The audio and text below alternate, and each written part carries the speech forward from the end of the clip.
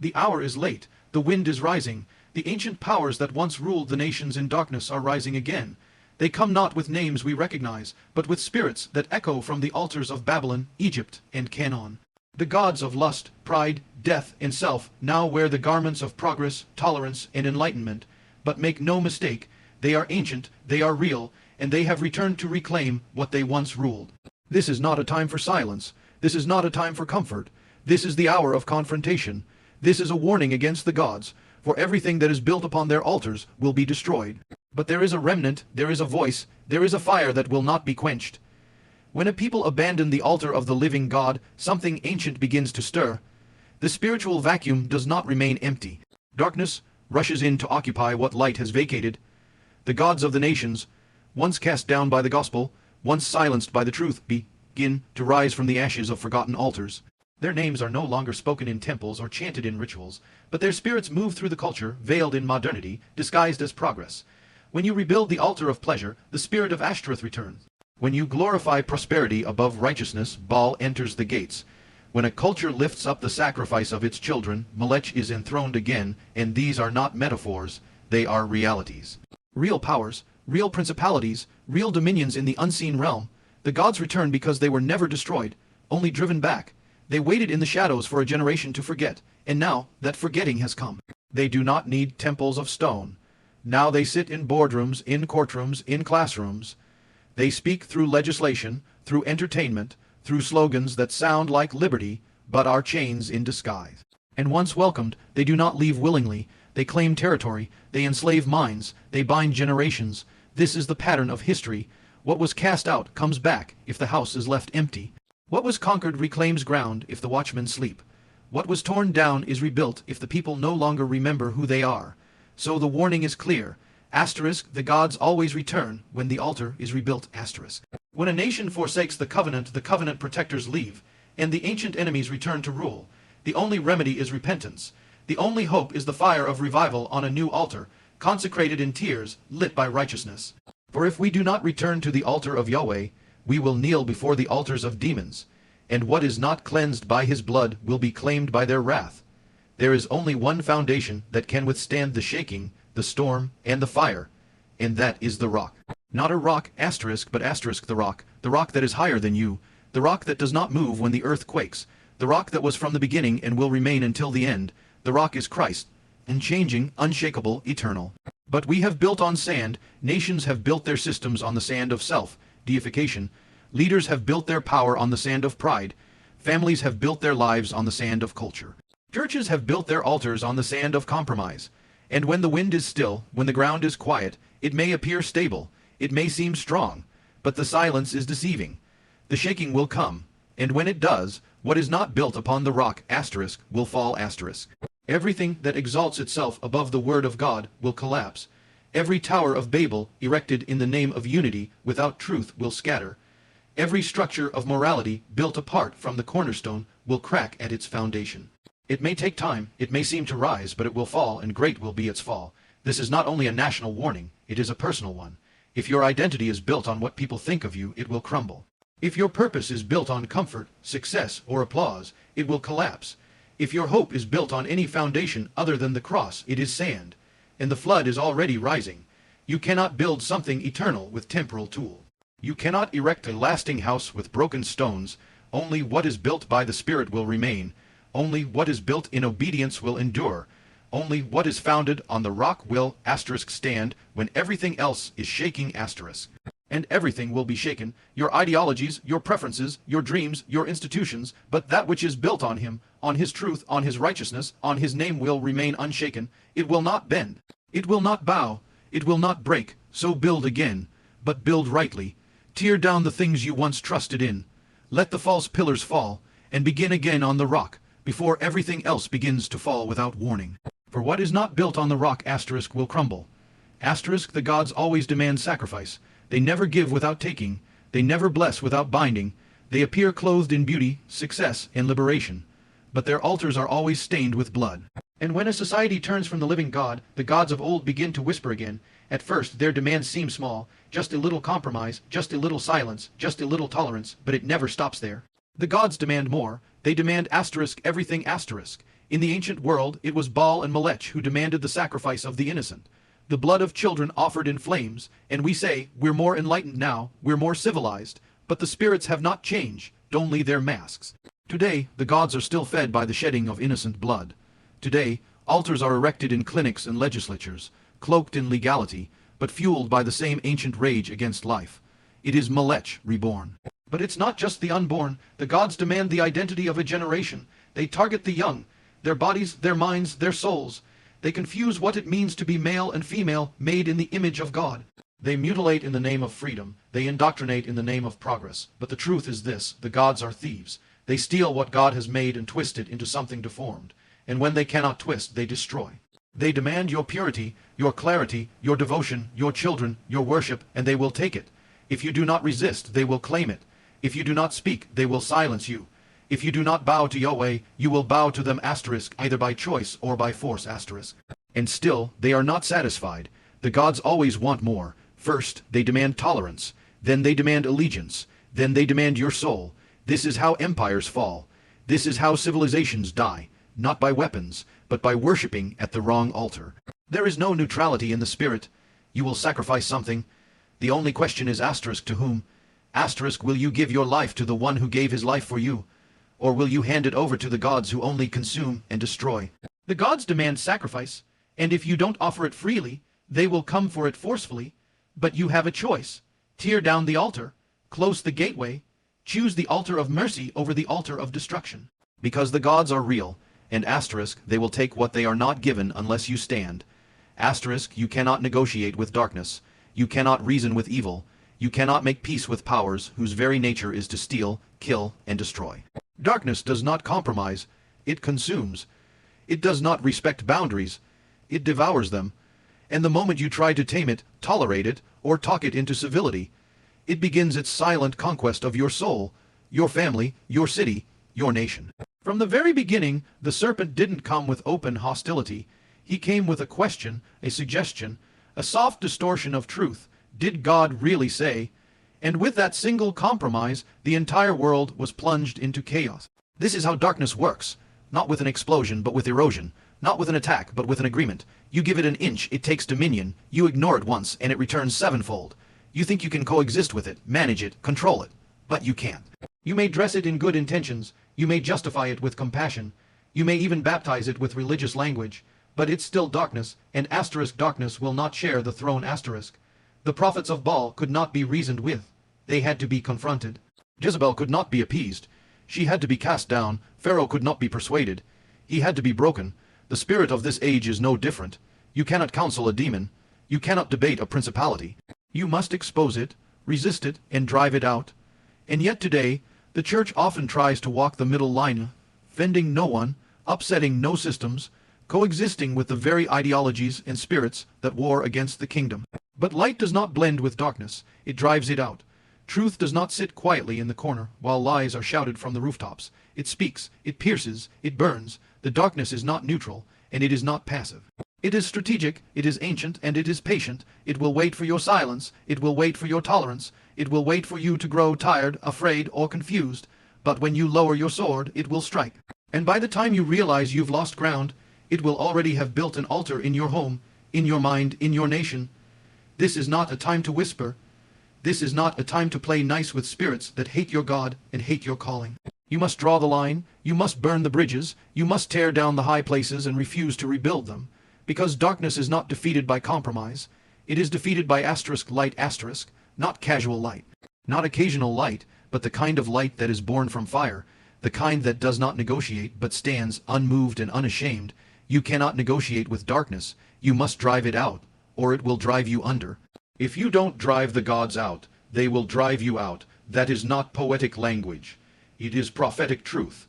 The Bible is not silent about it. Again and again we see it. When Israel entered the land of promise, they were commanded to * tear down the high places, destroy the idols, and drive out every remnant of the enemy's worship. Not because God was cruel, but because God understood something that we so often forget. * what you tolerate will eventually dominate. * the gods do not coexist. They do not share space. They do not sit quietly while you worship the Lord. If you allow them a foothold, they will take a stronghold. If you leave one altar standing, it will grow roots and multiply. That's why God didn't tell his people to coexist with the Canaanite gods. He told them to expel them completely. Partial obedience would result in total captivity, and it did. The very gods they failed to drive out became thorns in their side, snares to their children, and the cause of their exile. They bowed, they burned incense, they compromised, and eventually they were driven from the land that God had given them. The ground once promised became the place of judgment, not because God changed, but because the people did not listen. This is not just ancient history, it is now, it is happening again.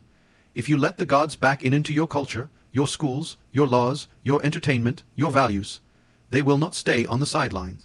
They will not remain in the shadows, they will rise, they will demand, they will take, and if you let them stay, you will not. The church in the West has often made peace with things it was called to overthrow. It has tried to be relevant, instead of holy, inclusive, instead of set apart, but every inch given to the gods of this age will be claimed as territory. If you don't confront the spirit of the age, it will rewrite your identity. If you don't cast it out of your family, it will disciple your children. If you don't shut the doors, it will occupy the house. And once it's in, it won't leave willingly. You cannot ignore them into silence. You cannot wish them away. You must rise in the authority of the name above all names, tear down their altars, renounce their influence, and cleanse the ground.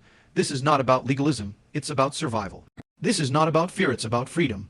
Because if you do not drive them out, they will do what they have always done, drive you out, and they will not stop at you. They will come for your children. Your peace, your calling, your legacy, until the light is extinguished and the land is defiled. But it doesn't have to be that way. This is the call to the remnant. Rise up, do not hesitate, do not be intimidated. Do not be distracted. Take up the sword of the Spirit, tear down every stronghold, purge the land, the heart, the altar, because if you don't drive them out, they will drive you out. Fire will fall. That is not a question, it is a certainty. The only question is this, when it falls, will it consume or will it purify? Because the same fire that fell on Mount Carmel to consume the sacrifice also fell in the upper room to ignite the church. The same fire that brought judgment in Sodom also brought glory in the wilderness. The fire of God is coming, and what it does will depend on what it finds. The fire of God is not a mild thing. It is not comfortable, and it is not safe. It burns away what cannot stand. It exposes what is hidden. It purifies what is surrendered and consumes what is not. You do not invite the fire into your life to enhance your comfort.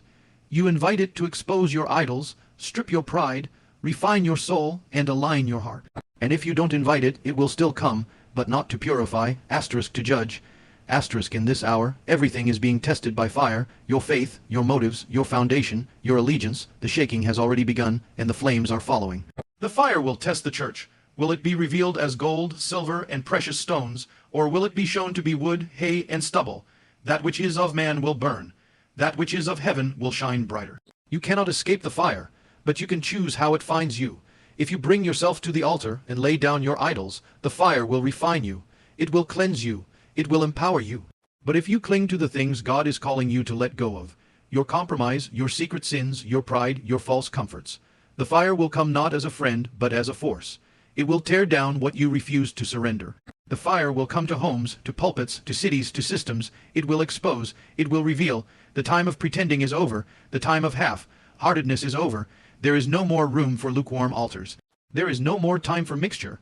The Lord is drawing a line in the fire, and what crosses that line will either be transformed or destroyed. John the Baptist declared, "He will baptize you with the Holy Spirit and with fire." That fire was not symbolic. It was literal. It marked the beginning of something unstoppable. But for others, those who rejected the word, who mocked the truth, who loved darkness more than light, another fire awaited, one that brought destruction. So choose now. Let the fire fall on you, or it will fall against you. Let it burn your pride now, or it will burn your works later. Let it refine you in private, or it will expose you in public. Because the fire of God, is coming, And when it comes, it will not ask permission, it will not wait, it will fall, but will it consume you, or purify you? The gods of this age come with smooth words and shimmering promises. They come offering what every human heart craves. Freedom, autonomy, self-expression, liberation from limits, from guilt, from shame. Be who you are, they say. Do what you want. Follow your heart. No one can tell you who you are. These are the chants of a new priesthood and a new religion, but the spirits behind them are ancient.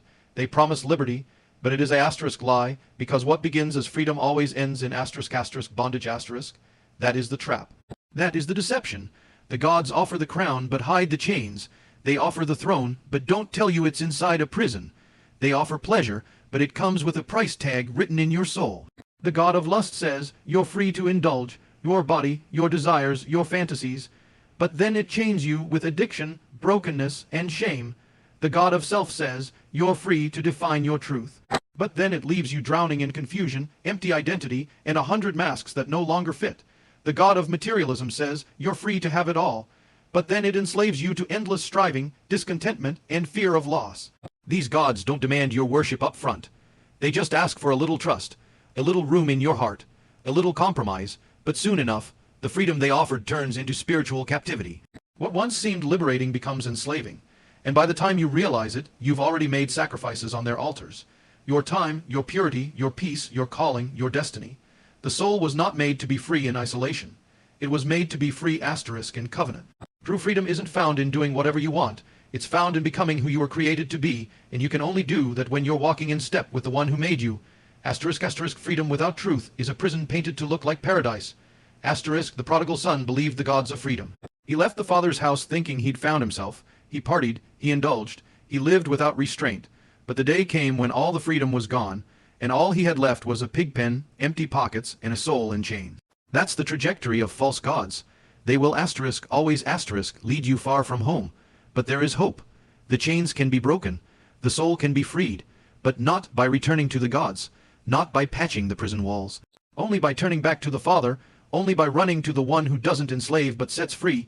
For whom the Son sets free is asterisk free indeed asterisk.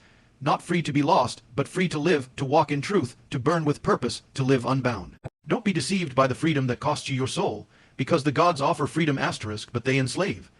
Asterisk and only Christ gives freedom that cannot be taken away. This is the spirit of Elijah's hour, not someday, not eventually, but asterisk now asterisk. It is the hour when the line must be drawn in fire, when the altars must be rebuilt, when the silence must be broken, and when the true prophets must arise. We are living in days that echo the days of Ahab and Jezebel. Days of confusion, idolatry, lawlessness, and rebellion. Days when evil is called good, and good is called evil. Days when the people waver between two opinions, not because they don't know truth, but because they're afraid to stand for it. Elijah lived in such a time. He wasn't popular, he wasn't approved, he wasn't invited to the king's table, but he stood alone if he had to. He stood on Mount Carmel, facing down the prophets of Baal, confronting a culture that had bowed to false gods and compromised its covenant. And his voice still thunders through time, how long will you waver between two opinions? If the Lord is God, follow him. This is not a time for soft words. This is not a time for lukewarm sermons or safe religion. This is the hour when Elijah must rise again, not as a man, but as a spirit as a mantle upon a people who refuse to bow, who refuse to be silent, who refuse to let Jezebel redefine truth, or let Baal rule over the land. The spirit of Elijah is confrontational, not comfortable. It doesn't adjust to the culture. It challenges it. It doesn't retreat in fear. It rebukes in love. It calls down fire, not for spectacle, but for awakening . And that fire is not just judgment. It is purification. It is the fire that brings hearts back to the Father. Elijah didn't come just to expose the false gods. He came to restore the altar. He repaired what had been torn down. That is our calling now, to rebuild the altar of holiness in the church, to restore the altar of righteousness in our families, to raise up the altar of truth in the midst of deception, to return the hearts of the children to the Father, and the hearts of the Father to the children. This is more than revival. It is return . But make no mistake, when Elijah rises, Jezebel responds. When truth speaks, persecution comes. When the altar is rebuilt, the powers of darkness will rage. But the spirit of Elijah does not fear the threats of tyrants or the weapons of the wicked. It stands unmoved, it declares with boldness, it waits for the fire, and the fire always falls. God is not looking for crowds. He is looking for courage, not popularity, but purity, not performance, but prophetic power. He is looking for those who will carry the mantle, who will break the silence, who will declare the word of the Lord in a generation that has forgotten his voice. So lift your eyes, hear the sound in the Spirit. The days of Elijah are not just returning. They are now . The altars are broken, the prophets are few, the people are confused, but heaven is waiting for a remnant to rise. This is the spirit of Elijah's hour. Let it fall on you, let it burn in you, let it roar through your voice until the fire falls again. The gods fear a holy people, not a loud people, not a talented people, not even a religious people, but a holy people, set apart, burning with purity, walking in the fear of the Lord. The gods don't tremble at performance. They don't flinch at crowds. They aren't moved by conferences, platforms, or movements built on charisma. But when a people consecrate themselves, when they turn from compromise, when they reject mixture and cleanse the altar asterisk, then asterisk, the gods begin to shake. Holiness is a forgotten weapon. It's not outdated. It's dangerous, not soft, but sharp. It pierces the atmosphere. It shifts the spiritual realm. Holiness is not legalism. It's not behavior modification. It's not walking in shame or fear of failure. Holiness is living in alignment with the heart of God, loving what he loves, hating what he hates, and refusing to make peace with sin. The gods of this age flourish where there is mixture. They thrive where the line is blurred, where the sacred is mingled with the profane. That's why they love compromise. That's why they infiltrate the church, not with open rebellion, but with subtle dilution. They will let you sing as long as you won't repent. They will let you preach as long as you won't separate. They will let you build as long as you don't burn. But when holiness enters the room asterisk, they flee asterisk. When the people of God stop playing games, stop performing, and start purifying themselves before the Lord, the atmosphere shifts. The darkness loses its grip. The spiritual fog lifts. Chains begin to fall, not because of emotional hype, but because holy ground has been restored. This was the power of the early church, not because they had influence in Rome, not because they had buildings or budgets, but because they were holy, set apart, filled with power, unwilling to bow, unwilling to mix. That kind of people can't be bought, can't be silenced, and can't be stopped. Holiness terrifies the gods because it is the one thing they can't counterfeit. They can mimic signs. They can echo sounds. They can imitate light, but they cannot reproduce the presence of God that rests on a pure vessel. They cannot dwell where there is no agreement, and holiness breaks the agreement. This is why you are being attacked, not because of what you've done, but because of asterisk, what you've refused to do asterisk. You refuse to bow, you refuse to blend, you refuse to become what the culture demands, and that makes you dangerous, that makes you a threat. The gods don't fear your ambition, but they fear your surrender. They don't fear your gifts, but they fear your obedience. They don't fear your noise, but they fear your consecration. So if you want to shake the heavens, if you want to break the strongholds, if you want to see the fire fall, then cleanse the altar. Tear down the idols, separate yourself from the mixture, and walk in holiness, not as a burden, but as a weapon, because the gods of this age don't fear your platform. They fear your purity. They fear your holiness. They fear asterisk you asterisk. When you walk in the fire of God's presence, everything built by the gods will be destroyed, but asterisk you asterisk will not be. That is not just a promise. It is a prophecy, a declaration from the mouth of the Most High. Because the gods of this world do not build for eternity. They build for show, for control, for pride, for self. Their kingdoms may rise quickly. They may dazzle with power, wealth, and influence. But they are built on sand, and the storm is already on the horizon. Look around. Look at the towers of our age. Systems built on greed, identities built on self, governments built on rebellion, institutions built on compromise, even churches built on the approval of man instead of the fear of God. These are not innocent structures. They are temples to false gods, and asterisk they will not last asterisk. Every idol will fall. Every high place will be torn down. Every throne raised against the knowledge of God will be cast into dust. Babylon will burn. Rome will crumble. The altars of Ashtoreth and Molech will be shattered. What was built in defiance of heaven will be broken by the hand of heaven. What was built to glorify man will be leveled by the glory of God. And yet you will not be, not if you are part of the remnant, not if your life is built on the rock, not the sand, not if your identity is rooted in His word, not in the trends of this age, not if your altar is made of brokenness and surrender, not pride and performance. You may see the shaking, but you won't be shaken. You may feel the fire, but you won't be burned. You may walk through the collapse of systems and empires, but you will stand, because what is of God cannot be destroyed by the gods. What is born of the Spirit cannot be devoured by the flesh. What is rooted in the eternal cannot be swept away by the temporary. Noah watched the world drown, but the ark stood. Moses watched Egypt crumble, but Israel crossed over. Elijah watched the prophets of Baal fall, but the fire fell on his altar. Daniel watched Babylon fall, but the kingdom he belonged to remained. And in the same way, asterisk you asterisk will watch everything that exalts itself above God come to ruin, but you will endure. This is not a time to fear.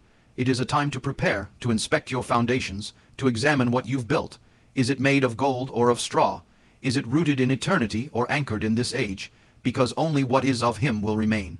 So let the gods rage, let their temples shake, let their altars splinter and their thrones collapse, because the kingdoms of this world must fall so the kingdom of our God can rise, and when the dust settles, when the smoke clears, when the idols lie in ruins you will still be standing Not because you were strong, but because you were surrendered, not because you built high, but because you built deep, not because you followed the gods, but because you followed the Lamb.